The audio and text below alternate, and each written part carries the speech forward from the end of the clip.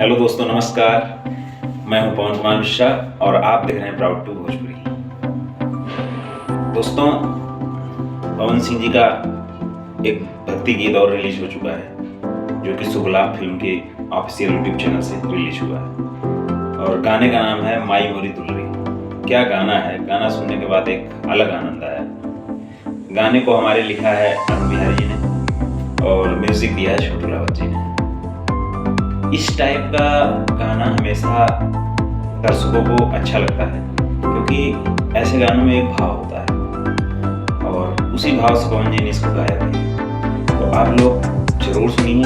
जिन्होंने इस गाने को नहीं सुना है, एक बार जाएं और इस गाने को सुने और कमेंट में जरूर बताएं कि गाना कैसा लगा, क्योंकि मुझे तो बहुत अच्छा गाना लगा। मैं तो कई बार सुन लिया गाना, बहुत अच्छा लगा।